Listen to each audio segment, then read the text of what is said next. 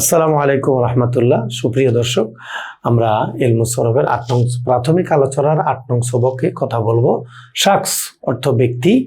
আরবিতে শাখস তিনটি: গায়েব, হাদের, মুতাকাল্লিম। গায়েব, হাদের, মুতাকাল্লিম।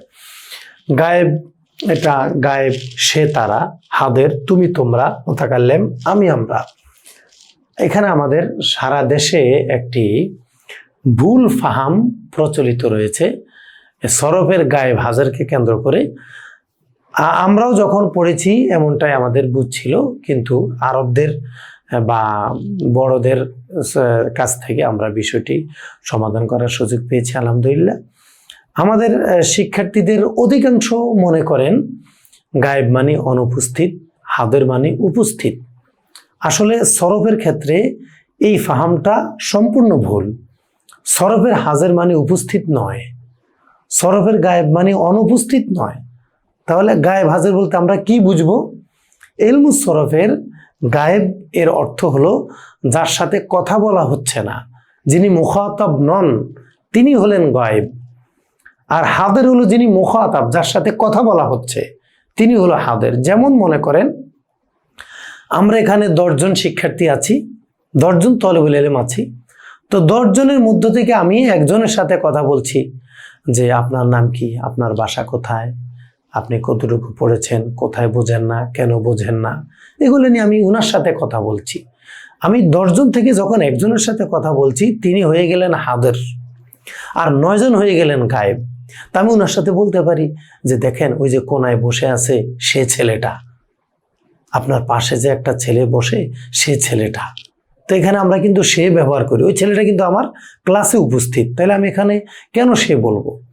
তাহলে আমরা বুঝাতে চাচ্ছি আরবি ভাষা বিশেষজ্ঞগণ এইভাবেই তারা বলেন মুখাতাব গায়রু মুখাতাব, অর্থাৎ যার সাথে কথা বলা হবে, কথা বলা হচ্ছে, তিনি হলেন হাদের, আর যার সাথে কথা বলা হচ্ছে না তিনি হলেন গায়েব।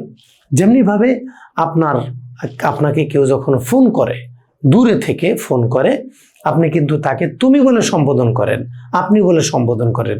তুমি কেমন আছো, আপনি কেমন আছেন, আপনার কি অবস্থা, আপনি বলছেন।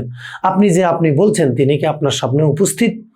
উপস্থিত না, অবশ্যই অনুপস্থিত। তাহলে আপনি কেন আপনি বললেন, কেন তুমি বললেন? এর কারণ হলো আপনি তার সাথে কথা বলছেন।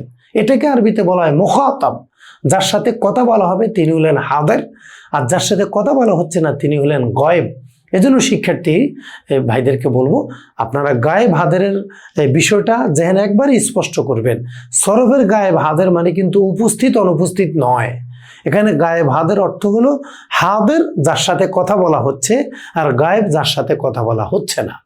আপনি এখান থেকে যদি সৌদি আরবে মক্কা মদিনায় কারোর সাথে কথা বলেন মোবাইলে, সে কিন্তু হাদের। কিন্তু আপনার সামনে একজন দাঁড়িয়ে আছে, তার সাথে কথা বলছেন না, সে কিন্তু গায়েব। গায়েব হাজের বিষয়টা সরফের ক্ষেত্রে এরকম।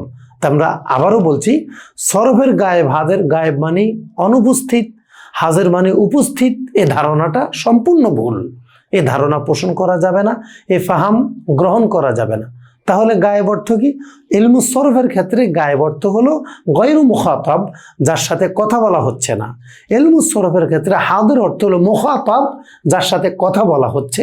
যে উদাহরণটি আমরা এতক্ষণ দিলাম, তা আমরা আমাদের শিক্ষার্থীদেরকে, আমরা এখন যারা শিক্ষার্থী আছি, তলেবুল ইলম আছি, আমরা যখন মুআল্লিম হব, উস্তাদ হব, তখন এই বিষয়টা আমরা আমাদের তলেবুল ইলমদের কাছে ইনশাআল্লাহ স্পষ্ট করে বলবো। তাহলে শাখস অর্থ ব্যক্তি, আরবিতে শাখস 3 প্রকার: গায়েব, হাদের, মুতাকাল্লিম। গায়েব অর্থ সে তারা, নাম। অর্থাৎ গায়েবকে আমরা বাংলা ভাষায় সে শব্দ দ্বারা প্রকাশ করি, তারা শব্দ দ্বারা প্রকাশ করি, নাম দ্বারাও প্রকাশ করি। রহিম গেল, তাহলে কোনো বাক্যে যদি নাম উল্লেখ থাকে ওটা গায়েব, কোনো বাক্যে যদি সে থাকে এটা গায়েব, কোনো বাক্যে যদি তারা থাকে এটা গায়েব। হাদের তুমি তোমরা, তুমি অথবা তোমরা থাকলে এটাকে আমরা হাদের বলে বুঝবো, আমরা থাকলে এটাকে আমরা মুতাকাল্লিম বুঝবো। তো আমাদের 8 নং সবকের একটি গুরুত্বপূর্ণ অধ্যায় ছিল গায়েব হাদেরের ফাহামটি। আমাদের 8 নং সবক শেষ হলো। সকলকে ধন্যবাদ। আসসালামু আলাইকুম রহমতুল্লাহ।